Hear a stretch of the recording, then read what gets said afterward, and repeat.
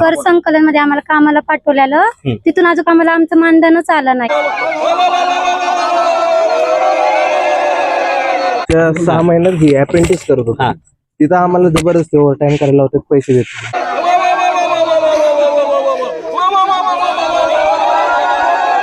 बर, ज्यांच्या वया पूर्ण आहेत त्यांना कमी मार्क दिले, त्याला कमी मार्क दिले 163, आणि ज्यांनी काहीच केलं नाही ना त्याला 183 185 असं. कामाला पाठवलं तर तिथं असं म्हणणं आहे की तुम्हाला तुमचं 1 तास लेक्चर घेऊ. तिथे लेक्चर पण नाही घेत, नुसतं कामच करून घेतात. म्हणजे तिथेही यांची पिळवणूक होती.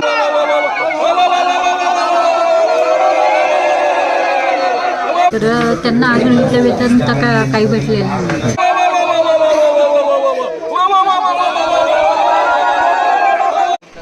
सरांना नाही का आम्ही 3-4 वेळेस विचारलं महिन्यात 2 महिन्यातून की हा महिन्याला 500 रुपये देण्याचं कधी चालू होणार, कधी चालू होतं. तर सर म्हणले अजून वरून नाही, अजून काही तारीख पण आली नाही, काही सुटका आलं नाही.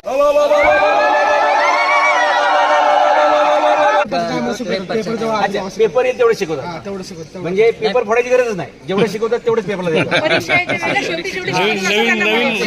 महिना अगोदर शिकवतात, परीक्षेच्या अगोदर 1 महिना शिकवतात. 1 वर्षाचा पूर्ण 1 महिना आधी शिकवणार, 1 महिना अगोदर शिकवतात. आणि वर्षभर काय? वर्षभर काहीच नाही. पगार जो आहे तो शिक्षकांना सगळा करत असतो. हा, सगळं बरोबर ना? सर वगैरे नाही का शिकवत नाहीत, फक्त तिथं लेक्चर म्हणजे नाही का शिकवतात, फास्ट शिकवतात आणि झालं. विद्यार्थी हे सर्वसामान्य घरामधले आहेत. त्यांना जर आपण 500 रुपये दरमहा देऊ शकत नाही तर आपण विद्यार्थ्याच्या पुढील भविष्यासाठी काय करणार आहे?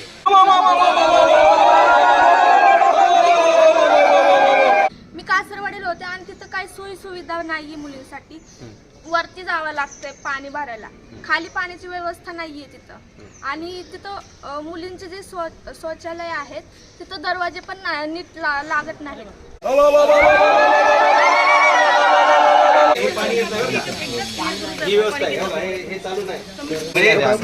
गुरांचा गोठा सुद्धा स्वच्छ असतो असं म्हणता येईल आपल्याला.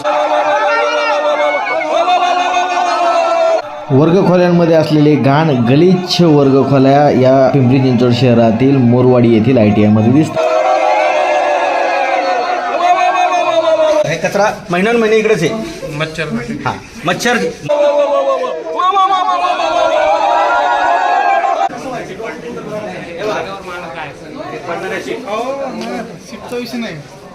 हे अत्यंत निकृष्ट दर्जाचं काम आहे. ज्या कोणी ठेकेदाराला हे पालिकेने काम दिलं होतं, डेफिनेटली हे डाकू छतावर जे बसवले त्या छतापर्यंत जाऊन शिडीवर उभं राहून हे आमचं आंदोलन आहे की सोलर दाखवा. वेतन भत्ता आमच्या हक्काचा, वेतन भत्ता आमच्या हक्काचा मिळालाच पाहिजे, मिळालाच पाहिजे, वेतन भत्ता मिळालाच पाहिजे, वेतन भत्ता मिळालाच पाहिजे. नामदेव जाधव छत्रपती सेना शासन पक्षाचे राष्ट्रीय अध्यक्ष आहेत. त्यांच्या नेतृत्वाखाली या ठिकाणी पिंपरी चिंचवड ITI समोर आंदोलन चालू आहे. बूम मारो आंदोलन आहे. याचं कारण असेल की इथं प्रशिक्षण घेणारे जे विद्यार्थी आहेत त्यांचं विद्यावेतन 2-2 वर्ष मिळालेलं नाही आणि ते मिळावं म्हणून या ठिकाणी बूम मारो आंदोलन सुरू असताना त्यांनी ITI मधल्या प्रत्येक वर्गात जाऊन देखील या ठिकाणी पाहणी केली तर विचित्र आणि खूपच दयनीय अवस्थेमध्ये वर्ग दिसले. सगळं अस्वच्छ वातावरण वर्गामध्ये, सिलिंग ढासळलेलं आणि या ठिकाणी जे विद्यार्थ्यांना पिण्याचं पाणी आहे त्यामध्ये काही दूषित पाणी अशा पद्धतीचं आढळलेलं आहे आणि विद्यार्थ्यांची संपूर्ण गैरसोय या ठिकाणी दिसलेली आहे. नेमकं नामदेव जाधव काय म्हणतायत ते आपण जाणून घेऊयात. मोरवाडी ITI जे कॉलेज आहे तिथे मुलांना शिक्षण व्यवस्थित मिळत नाही आणि सर्व प्रकारचे वानवाय म्हणून आम्ही बोंब आंदोलन ठेवलेले. त्यामुळे आता आम्ही सगळे बोंब मारून या शहरात बोंब करणारे आणि या मुलांचा प्रश्न महानगरपालिकेच्या प्रशासनासमोर मांडायचा आमचा प्रयत्न आहे. त्यामुळे आता आम्ही या सर्व मुलांच्या सोबत जसे शिमग्याला बोंब मारतात तशी बोंब मारून हे आंदोलन करणार आहोत.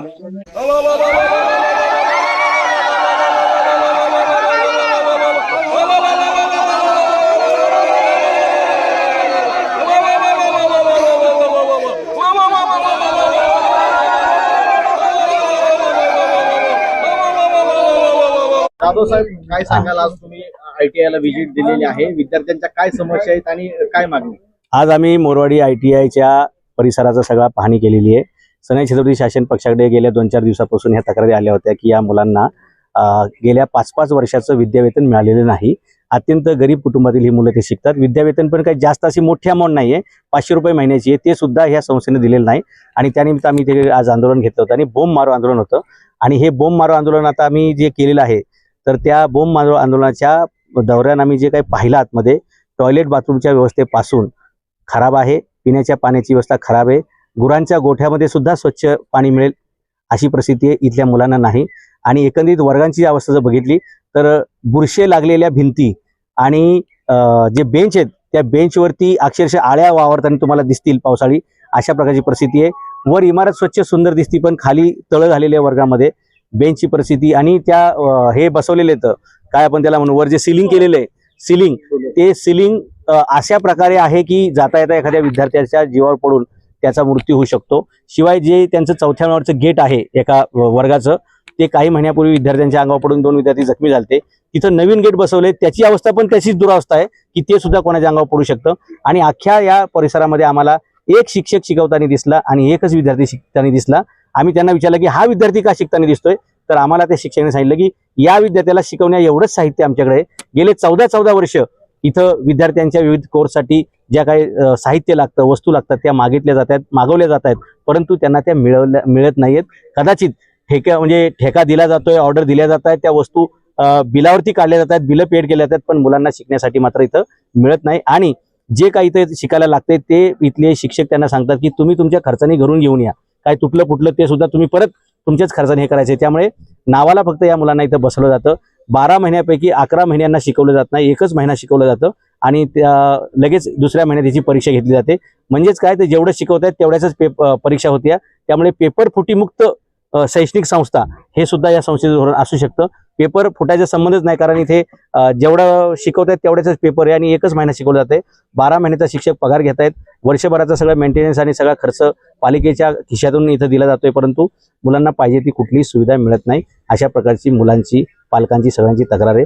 आणि आतमधले जर अवस्था बघितली वर्गाची, कॅम्पसची, संपूर्ण परिसराची, म्हणजे महापालिका डेंग्यूच्या बाबतीत सांगते की तुम्ही पर्यावरणाबद्दल हे करा ते करा. या परिसरात तुम्हाला हजारो डेंग्यूचे मच्छर तुम्हाला दिसतील, एवढी अस्वच्छता, जागोजागी साठलेले तळे, अशी भयानक एकंदरीत परिस्थिती आहे. म्हणजे शिक्षणासोबतच जे काही त्यांना वातावरण इथं पाहिजे बसण्यासाठी, कॅन्टीनची अवस्था पण तशीच खराब आहे आणि एकही सुविधा म्हणावी अशी नाही. अशा प्रकारची ही परिस्थिती आहे. नाव ITI आहे पण लक्षणं खूपच डेंजर आहेत. विकसित भारत योजनेला काळीमा फासणारा प्रकार आहे का? विकसित भारत योजनेला तर काळीमा आहेच आहे, पण स्किल इंडिया जी आहे त्याची सुद्धा आबरूचं दिंडवडं काढणाऱ्या ह्या सगळी योजना तुम्हाला दिसते. राहुल साहेब, ते CCTV कॅमेऱ्याची तिथली अवस्था पाहिली, ते सगळं ढासळत आलंय तरी CCTV कॅमेरे तिथंच आहेत. हे मेंटेनन्सचा खर्च ठेकेदाराला जातोय का नाही? ते जो सज्जा आहे तो ढासळताना आपल्याला दिसतोय, त्याच्यावरती मान लटकवलेले कॅमेरे आहेत, म्हणजे लटकलेले कॅमेरे आणि भटकलेली प्रशासन व्यवस्था असं मला चित्र दिसतंय. नक्की ज्याच्या मेंटेनन्सची करोड रुपयांची बिलं काढली जात असणार आहेत, परंतु तशी काही मेंटेनन्स नाही. वर आम्ही छतावरती सुद्धा गेलो होतो, तर तिथे करोड रुपयाचे सोलर बसवल्याचं प्राथमिक माहिती आमच्याकडे होती. वर गेलो तर ते जिथे सोलर बसवलेत त्याच्यावर पत्रे बसवलेत, याचा अर्थ सोलर नाहीयेत. म्हणजे नाही, प्रोटेक्शन, जर त्या सोलरवरती लाईटच पडली नसेल तर त्याला ऊर्जा निर्मिती होणार नाहीये, बरोबर. ते किती KV वॅट वगैरे ते नंतरचा प्रश्न आहे. याचा अर्थ फक्त तिथं सोलरचे पॅनल बसवले, त्याचे फोटो काढले आणि ते सोलर पॅनल गायब असण्याची पूर्ण शक्यता आहे, कारण वर सगळा पत्रा मारलेला आहे. आणि खाली जे तिथे युनिट आम्ही बघितले तिथं लाईट आम्हाला चमकताना दिसली, पण वीज निर्मिती होते की नाही याचं संशोधन करावं लागेल. आणि मला 100% खात्री की वीज निर्मिती वगैरे काय होत नाहीये, फक्त पालिकेकडून सोलरचे पैसे काढलेले आहेत आणि वीज निर्मिती काय होत नाही. सांगताना सांगितलं असेल की हे सोलर बसवल्यानंतर मोरवाडी ITI ला 1 रुपयाचं बिल येणार नाही, पण मला वाटतं तशी काही परिस्थिती दिसत नाही. एकही वॅट एनर्जी इथं वीज तयार होत नसावी असा माझा पूर्ण संशय आहे. 3 ट्रक सोलर आले होते, त्यातला 1 ट्रक गायब आहे आणि 2 ट्रक या ठिकाणी लावलेत अशी माहिती मिळाली होती. त्याच्यापेक्षा जास्त चोरी असू शकते. पिंपरी चिंचवड महानगरपालिकेमध्ये अट्टल दरोडेखोर बसतात. याच्यामध्ये ऑर्डर देणारे, ऑर्डर काढणारे, बिलावर सहाय्य करणारे, भांडार विभाग असेल, इथले प्राचार्य असतील आणि प्रशासकीय अधिकारी, या सगळ्यांना यासाठी जबाबदार धरलं पाहिजे. PVPचे सीट्स आपण बघितल्या, PVP नाही पण ते काहीतरी प्लास्टिक सीट्स वरती छताला, आणि आपण प्रत्येक वर्ग चेक केला, एकाही छतावरती ते सीट्स व्यवस्थित गळत पडलेले आहेत किंवा लोखंडी खाली येत आहेत, याची बिलं काढलेली असतील, याच्यावर तुम्हाला काय बोलायचं? त्या POP जे शीट बसवलेत ना त्याचे सुद्धा तसंच आहे, त्या आता खाली पडायला लागलेले आहेत. अपघात पण होऊ शकतात आणि एकत्रित काही ठिकाणी त्या फुगलेल्या आहेत, म्हणजे पावसाचं पाणी लागून फुगलेले आहेत आणि काही सरळ सरळ खाली पडत आहेत. तर हा ठेका कोणाला दिलता, किती वर्षाचं मेंटेनन्स होतं, हे सगळीची माहिती आपण पालिकेतून लवकरच घेणार आहोत आणि जे कोणी ठेकेदार आहेत त्यांच्यावर कारवाई करायला महापौरांना पण सांगणार आहोत. विद्यार्थ्यांना खंत सुद्धा व्यक्त केलेली आहे की आम्ही इथे शिकण्यासाठी येतो, पण आम्हाला टाटामध्ये कामाला लावलं जातं, आम्हाला तिथं शिकवलं नाही जात, आमच्याकडून दिवसभर काम करून घेतलं जातं. काय बरोबर केलं जातं? म्हणजे स्वर्गीय रतन टाटा यांचं जे स्वप्न होतं गोरगरिबांच्या मुलांना घडवणं, त्या स्वप्नाला खरोखर काळीमा फासायचं काम टाटा कंपनीमध्ये होते असं मला दिसतं त्या विद्यार्थ्याच्या खंतवरून. त्या मुलांना भविष्यातील आणखी पुढचे वेगळे कोर्सेस, वेगळ्या प्रकारचं स्किल त्यांना मिळावं म्हणून त्यांना तिथं पाठवलं जातं, परंतु त्यांना तिथे पुढचं काही न शिकवता त्यांच्याकडून फक्त हमालीची बेटबिगारीची कामं करून घेतली जातात. अशा प्रकारची खंत आताच काही मुलांनी आम्हाला व्यक्त केली होती आणि अशी परिस्थिती असेल तर मला वाटतं टाटा व्यवस्थापनाने याच्यात लक्ष दिलं पाहिजे. आणि कदाचित असं पण असेल की त्या मुलांचा जो स्टायपेंड आहे, तिथं शिकण्याचा जो पगार आहे, तो महापालिकेचेच काही महाभाग ढापत असावेत, कारण ह्या मुलांना कधी 12,000 रुपये फक्त मिळतात असं मी ऐकलं. तर 12,000 जर टाटा कंपनी देत असेल तर मला ह्याच्यावर विश्वास ठेवता येणार नाही, कारण मिनिमम वेज ॲक्ट जर आपण बघितला तर 27,000च्या खाली पगार होऊ शकत नाही. मग या मुलांना 12,000 कुठून मिळतो? मग हे बाकीचे 15,000 जातात कुठे? तर ते नक्कीच मध्ये कोणतरी त्याच्यामध्ये गाळा मारतंय असं माझा इथला अंदाज आहे. एकंदरीत तुम्ही जे आज आंदोलन 500 रुपये वेतन भरता आहे, विद्यार्थ्यांना किती दिवसावर मिळालं? तुमची सनई प्रवेशासून भूमिका काय असेल नंतर? आता आम्ही सनई छत्रपती शासन पक्षाने जो पुढाकार घेतलेला आहे, या मुलांना पुढच्या 7 दिवसामध्ये त्यांच्या अकाउंटला पैसे येतील असं मी तुम्हाला या ठिकाणी महापौरांना विश्वासात घेऊन तुम्हाला सांगू शकतो. कारण एकदा मी जर महापौरांच्या लक्षात ही गोष्ट आणून दिली तर मला अशी पूर्ण खात्री आहे की क्षणाचाही विलंब न करता महापौर इकडे दौरा करतील आणि ह्या विद्यार्थ्यांचे जेवढे काही प्रश्न आहेत ते सोडवतील, इन्क्लुडिंग त्यांचं रखडलेलं विद्यावेतन सुद्धा 1 आठवड्यात त्यांच्या खात्यावर जमा होईल. एवढे सक्रिय महापौर आपल्या शहराला लाभले, सुशिक्षित महापौर आहेत. आणि मी त्यांना सुपर महापौर जे म्हणतो ते याच्यासाठीच की ते जशी ही फुटेज बघतील किंवा जसा त्यांच्यापर्यंत हा निरोप जाईल तातडीने ते धाव घेतील आणि ह्या मुलांच्या साठी जे काही त्यांना शक्य आहे ते ताबडतोब उपाययोजना करतील. पोरांचे जे पैसे अडकलेत ते परत मिळतील, पण या भ्रष्टाचारामध्ये त्यांनी ज्या अधिकाऱ्यांनी भ्रष्टाचार केलेला आहे इकडून त्यांच्यावर कारवाई करायचं आश्वासन महापौर देतील का? कारण तशी कारवाई होताना आजपर्यंत पालिकेमध्ये दिसलेली नाही. हो, तुमचा प्रश्न बरोबर आहे की भ्रष्टाचारावरती चौकशा होतात, त्याच्यावर चर्चा होतात, परंतु अंतिमतः जेलमध्ये कोणी गेलेलं दिसत नाही.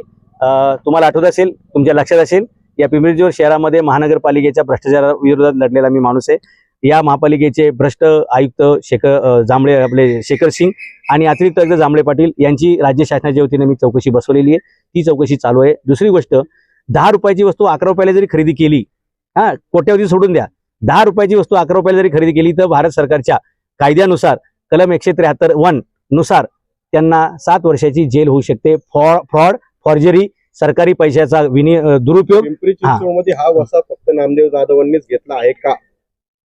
तुमचं म्हणणं बरोबर की काय मी एकट्याने काय ठेका घेतलाय का या शहरासाठी? ते निवडून आलेले आहेत, हे कारवाई का करत नाहीत अधिकाऱ्यांवर? जे नगरसेवक निवडून आलेले आहेत ते बिचारे सगळे टेन्शन मध्ये आहेत की त्यांनी नाही, खरं सांगतोय, म्हणजे तुम्हाला हसू येते ते खरी गोष्ट आहे. काहींनी 3 कोटी खर्च केलेत, कोणी 5 कोटी, कोणी 12 कोटी खर्च केलेत आणि ते बिचारे आता एसटी पलाटावरती कशी लोक फिरतात, कुठली गाडी येणार आहे, कुठल्या गाडीत बसायचे, किती सीट असेल, तसं आता आपला जो काही खर्च झालाय तो कसा वसूल करायचा या विवंचनेमध्ये मला अनेक नगरसेवक, बरं का, काय अल्प असतील किंवा थोड्याफार प्रमाणात, सगळ्यांनाच मी तसं म्हणू शकत नाही, सरसकट विधान मला देता येणार नाही ते, परंतु अशा त्या विवंचनेमध्ये त्यांना त्यांच्या समस्यातून बाहेर पडायला जर वेळ मिळत नसेल तर या गोरगरिबांच्या मुलांच्या समस्या त्यांनी पाहायच्या कधी, असा एक माझा त्यातला अंदाज मला वाटतो. आणि मी काही निवडणुकीला उभा नव्हतो किंवा मी काही खर्च केलेला नाही. मी स्वतः बारामती लोकसभा लढवली तर मी फक्त 2.5 लाख रुपये ती लढवली होती. त्यामुळे मी काही कोणाकडून उसनं घेतलं नव्हतं, कोणाचं कर्ज घेतलं नव्हतं, कोणाला दारू पाहिली नाही, कोणाला मटण दिलं नाही, कोणाला पैसे दिले नाही. त्यामुळे मला काय कमी मतं पडली तरी मला काय टेन्शन नाही. पण आता इकडे निवडून आलेल्यांना टेन्शन आहे की आता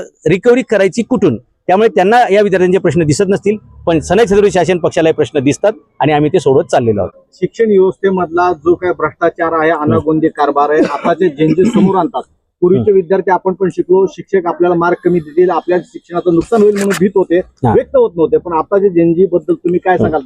म्हणजे धडक व्यक्त होत आहेत आणि समस्या मांडतायत, विद्यार्थ्यांबद्दल काय बघा? माझ्यासोबत ही सगळी जी तरुण पोरं येतं यांचं कौतुक केलं पाहिजे. हे जनरेशन झेड आहे बरं का, म्हणजे झेड म्हणजे खाणार तो म्हणणार नाहीत असे, तो शब्द मला वापरायचा नाही कॅमेऱ्यासमोर. झेड म्हणजे काय खाणार मोजत नाहीत ते. आणि मानलं पाहिजे या मुलांना की त्यांच्या समस्या आम्ही मांडण्यासाठी इथं आलो. त्यांनी कोणाची भीती परवा न बाळगता ज्या काही समस्या आहेत त्या त्या स्पष्टपणे इथं मांडल्या आणि मी कॅमेऱ्यासमोर सांगू इच्छितो हे आंदोलन झाल्यानंतर इथल्या समस्या जगासमोर मांडल्यानंतर इथल्या एका जरी मुलाला एका जरी शिक्षकांनी साध्या शब्दांनी जरी म्हटलं, जर त्यांना रागवायचा प्रयत्न केला, त्यांना धारे धरायचा प्रयत्न केला, तर तो शिक्षक या संस्थेत पुढच्या महिन्यात शिकवायला नसेल ही मी या विद्यार्थ्यांना गॅरंटी देतो.